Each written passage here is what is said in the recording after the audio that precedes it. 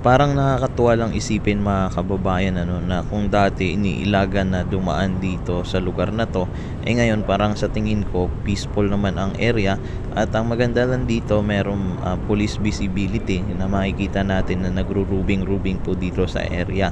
Galing po pala akong Luneta Park mga kababayan at sisilipin lang natin itong area ng Road 10 kung ano na po ang sitwasyon ngayon dito. So ngayon, since na si Mayor Isko na po ang mayor, titignan natin kung meron ba itong pinagbago. So dito makikita natin na medyo wala na po mga basura dito sa gilid, natanggal na. So ito mga kababayan, sa baba nito, ito po yung pupuntang Divisoria. At ito naman paakyat, dire-diretso po ito ng M. Lopez, So ayan, sa mga dadaan po pala dito, meron pong road construction po dito sa area na makikita natin sa taas lamang po ito ng tulay.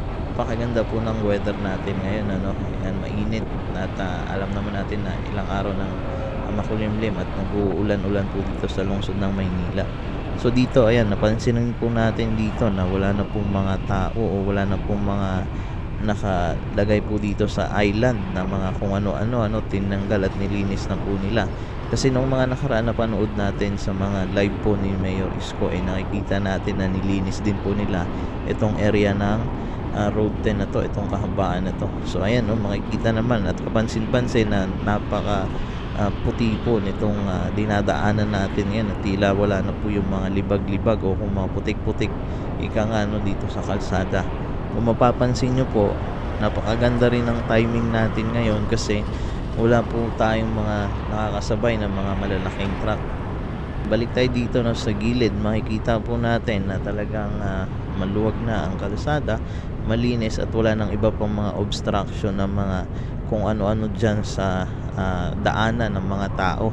At syempre yung mga pagdating naman sa basura dito mga kababayan, siguro may schedule din po sila dito ng paghahakot, meron din silang area kung saan lang sila pwede magtapon dito. Kung matatandaan natin, isa po ang peace and order na isinusulong po dito sa lungsod ng Maynila. Talaga mahigpit po si Mayor Isko. At ang pangalawa ay yung patungkol po dito sa mga basura, kasi ilang araw na hindi po hinahakot kasi dito yung mga basura, kung matatandaan ninyo, kaya naging viral din po yan sa social media.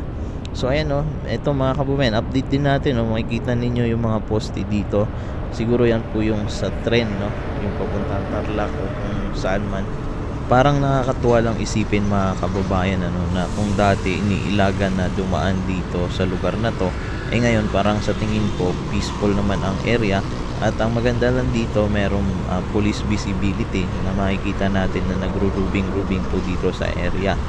Siguro nga dahil isa po ito sa mga pinapatupad ni Mayor Isko, yung kahigpitan po dito, lalo na galit po siya sa mga taong mga tulongges, na makakapinsala po sa mga mamamayan dito sa lungsod ng Maynila at sa mga dumadaan pa dito. Ito pala yung mga evacuation. So dito nakaraan mga kababayan, sinilip din to at pinuntahan din to dito ng ni Mayor Isko itong mga nasunugan dito, at nagbigay at nag-abot ata din ng tulong po sa mga kababayan natin dyan. So ayan, kapansin-pansin lang po talaga na napakalinis na po nitong kahabaan ng kalsada na to.